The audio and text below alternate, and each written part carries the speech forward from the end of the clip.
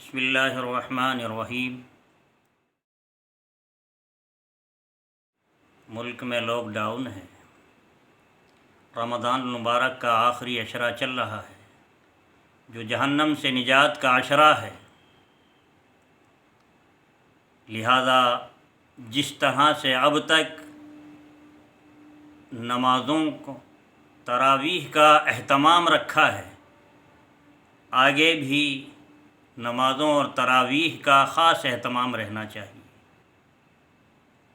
اللہ کے دربار میں سجدہ ریز ہو کر اپنے گناہوں پر معافی، ندامت اور شرمندگی کا اظہار کرنا چاہیے، اور اللہ سے دعا کرنی چاہیے کہ یہ وبائی بیماری جو ساری دنیا میں اور خاص طور سے ہمارے اس ملک میں پھیلی ہوئی ہے، اللہ اس بیماری کو دور فرما دے۔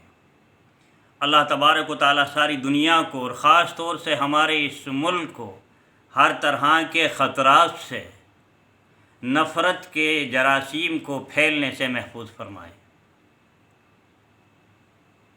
انہی حالات میں عید آ رہی ہے۔ گزشتہ سالوں میں جیسا کہ عید کے موقع پر ہماری بہن بیٹیاں اور دوسرے حضرات خریداری کرتے آئے ہیں، اس موقع پر اس سال عید کی خریداری سے پرہیز کریں۔ ہماری بہن بیٹیاں اور دوسرے حضرات پرانے ہی کپڑوں میں عید منائیں۔ اس سال کے حالات ڈھکے چھپے نہیں ہیں۔ ہمارے اوپر مسجدوں کے دروازے بند ہیں، ہم کل مسجد میں نماز نہیں پڑھ سکتے، کیا عید کی خوشی ہے؟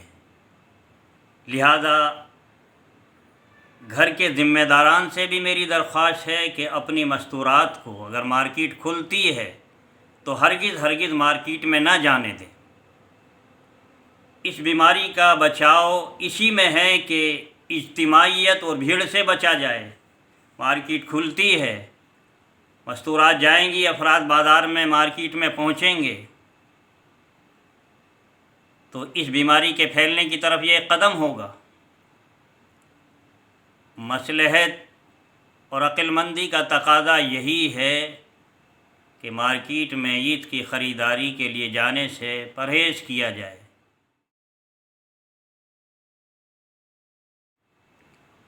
دوسری ایک اہم گزارش اور ہے، وہ یہ ہے، بہت سے وہ حضرات جو محنت مزدوری کر کر اپنا اور اپنے بیوی بچوں کا پیٹ پالتے تھے، ان حالات میں انہیں مزدوری بھی نہیں مل رہی ہے، پاس میں کچھ ساز و سامان بھی نہیں ہے، اور شرم و حیا کی وجہ سے وہ کسی سے کچھ کہہ بھی نہیں سکتے ہیں، کسی کے آگے ہاتھ بھی نہیں پھیلا سکتے ہیں۔ لہذا مخیر حضرات کو خاص طور سے دھیان دینا چاہیے کہ اپنے محلے بستی میں کون ایسے ہیں جو پریشان حال ہیں، جن کے پاس ضروریات زندگی کا ساز و سامان نہیں ہے، پتہ لگا کر پہنچانے کی کوشش کرنی چاہیے۔ ہر موقع پر، اور اس موقع پر بھی حال یہی ہے، کچھ پیشہ ور مرد اور عورتیں مانگنے کے لیے نکل پڑتے ہیں، اور وہ ان کا پیشہ بنا ہوا ہے، وہ گھر گھر پہنچتے ہیں اور وصول کرنے کی کوشش میں لگے رہتے ہیں، جس کے نتیجے میں حق والے محروم ہو جاتے ہیں اور وہ لے جاتے ہیں۔ نعم الامیر علی باب الفقیر، بہترین امیر وہ ہے جو فقیر کے دروازے پر پہنچے۔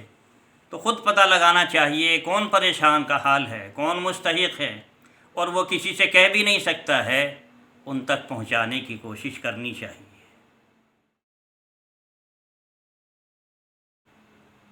ایک تیسری بات اور ہے، مدارس اسلامیہ اسلام کے قلعے ہیں، امت مسلمہ کے ایمان کے ضامن ہیں، ان کو دینا، ان میں خرچ کرنا، یہ صدقہ جاریہ ہے، لہذا ان کو بھی فراموش نہیں کرنا چاہیے، خاص طور سے دھیان دینے کی ضرورت ہے۔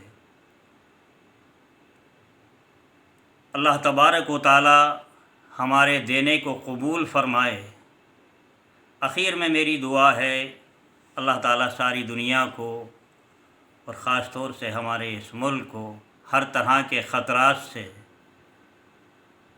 ہر طرح کی نفرتوں کو پھیلنے سے محفوظ فرمائے۔ آمین یا رب العالمین۔